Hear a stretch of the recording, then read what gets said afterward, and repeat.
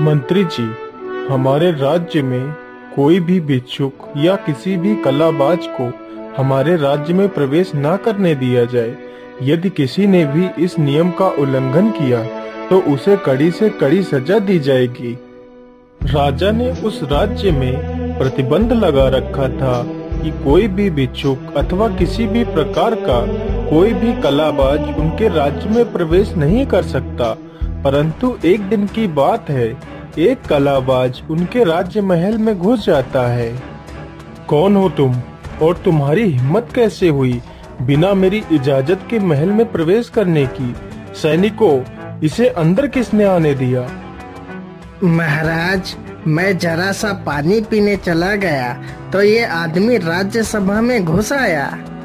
महाराज, मेरी बात सुन लीजिए। मैं एक कलाबाज हूँ और मैं लोगों को अपना करतब दिखाकर उनका मनोरंजन करता हूँ और मैं आपसे अपनी कला दिखाने की अनुमति चाहता हूँ महाराज। अरे कलाबाज, तू यहाँ तो क्या इस पूरे राज्य में कहीं भी अपनी कलाबाजी नहीं दिखा सकता। निकल जा यहाँ से, नहीं तो तुझे फांसी पर चढ़ा दूंगा। ठीक है महाराज, मैं यहाँ से चला जाऊंगा, लेकिन उससे पहले मैं यहाँ से एक अच्छा कार्य करके जाना चाहता हूँ महाराज। अरे, ऐसा कौन सा अच्छा कार्य है जो तू यहाँ से करके जाना चाहता है? महाराज, आपके राज्य में आसमान में दो विशाल भैंसे लड़ रहे हैं और वो दो भैंसे लड़ते लड़ते आपके राज्य की ओर ही आ रहे हैं, और यदि वह दोनों भैंसे आपके राज्य में आ गए तो आपके राज्य का विनाश कर देंगे। इसलिए महाराज, मैं उन दोनों भैंसों को शांत कराना चाहता हूँ। यह तो बड़ा ही नेक काम है। जाओ और जल्दी से उन दोनों भैंसों को शांत करो। ठीक है महाराज, तो आप अपने बगीचे में चलिए, वहीं से मैं आसमान में जाऊंगा। महाराज, मैं जा तो रहा हूँ, लेकिन मेरी पत्नी को कौन सुरक्षित रखेगा? अरे कलाबाज, तुम अपनी पत्नी की चिंता मत करो, उसकी सुरक्षा की जिम्मेदारी मेरी है। फिर वह कलाबाज एक रस्सी निकालता है और उसे आसमान की तरफ फेंक देता है और उसी को पकड़ पकड़ कर आसमान की ओर चढ़ने लगता है। मुझे लगता है अब वह कलाबाज आसमान में पहुंच गया होगा। कुछ ही देर बाद आसमान से कलाबाज का एक हाथ जमीन पर गिरता है। अरे राजा साहब, वह भैंसे मेरे पति को मार रहे हैं, उन्हें बचा लीजिए महाराज। लेकिन मैं आसमान में आपके पति को कैसे बचा सकता हूँ? कुछ ही देर बाद उसका दूसरा हाथ भी जमीन पर गिरता है। इसी प्रकार बारी बारी से कलाबाज का पूरा शरीर टुकड़ों में जमीन पर गिरता है। महाराज, मेरे पति को उन दो भैंसों ने मार डाला है। अब मैं उनके बिना कैसे रहूंगी? मुझे भी नहीं जीना है महाराज। मैं अपने पति के साथ सती होना चाहती हूँ। राजा के लाख समझाने के बाद भी वह औरत नहीं मानती है और अपने पति के कटे हुए टुकड़ों को लेकर चिता पर बैठ जाती है और उसी में जल जाती है।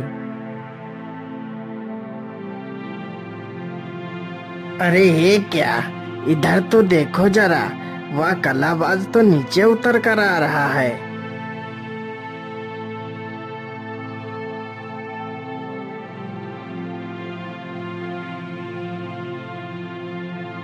महाराज, अब मैंने उन दोनों भैंसों को शांत कर दिया है। अब मैं आपके राज्य से जाना चाहता हूँ, लेकिन महाराज, मेरी पत्नी कहीं नजर नहीं आ रही है। लेकिन तुम्हारी पत्नी तो सती हो गई है। तुम्हारे अंग तो कट कट कर जमीन पर गिरे थे, तो तुम्हारी पत्नी तुम्हारे कटे हुए शरीर को लेकर चिता में बैठ गई और वह सती हो गई। लेकिन महाराज, मैं तो आपके सामने खड़ा हूँ, तो भला मैं मर कैसे सकता हूँ? आप जरूर मुझसे झूठ बोल रहे हैं महाराज। आपने मेरी कलाबाजिन को अपने घर में ही छुपा रखा है और मुझसे झूठ बोल रहे हैं कि मेरी पत्नी सती हो गई। अरे कलाबाज, यदि तुम्हें ऐसा लगता है कि मैंने तुम्हारी पत्नी को छिपा रखा है तो तुम उसे बुला सकते हो। तो ठीक है महाराज, मैं अभी अपनी पत्नी को बुलाता हूँ। अरे रूपरेखा, तुम कहाँ हो? देखो मैं आ गया, तुम बाहर आ जाओ।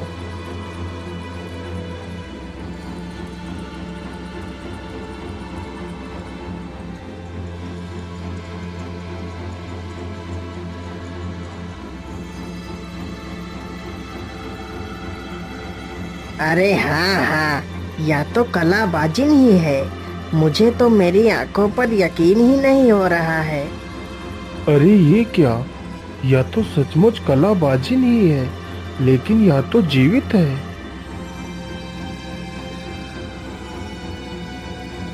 लेकिन कलाबाज, ये तुमने कैसे किया? तुम्हारा शरीर तो मेरी आंखों के सामने कट कट के गिरा था और तुम्हारी पत्नी मेरी आंखों के सामने सती हुई, लेकिन तुम दोनों तो जीवित हो। ये तुमने कैसे किया कलाबाज?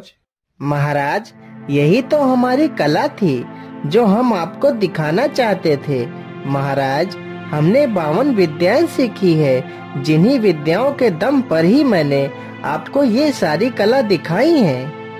अरे कलाबाज, मैं तुम्हारी कला से अत्यधिक प्रसन्न हुआ, इसलिए मेरी तरफ से यह भेंट स्वीकार करें। और कलाबाज, मैं भी यह विद्या सीखना चाहता हूँ। मैं चाहता हूँ कि यह विद्या तुम मुझे सिखाओ। अवश्य महाराज, मैं आपको यह विद्या जरूर सिखाऊंगा, लेकिन यहाँ नहीं। इसके लिए आपको हमारे घर जादूपुरी आना होगा। वहीं पर मैं आपको ये सारी विद्याएं सिखाऊंगा। अच्छी बात है कलाबाज, मैं कल ही तुम्हारे घर आऊंगा और आपसे विद्या सीखूंगा।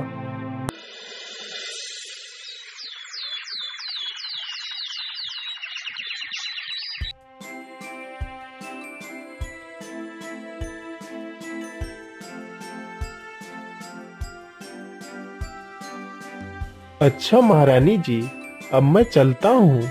मुझे जल्दी से वह सारी विद्याएं सीखनी है। ठीक है महाराज, आप अवश्य वह सारी विद्याएं सीख लेंगे। जाइए महाराज।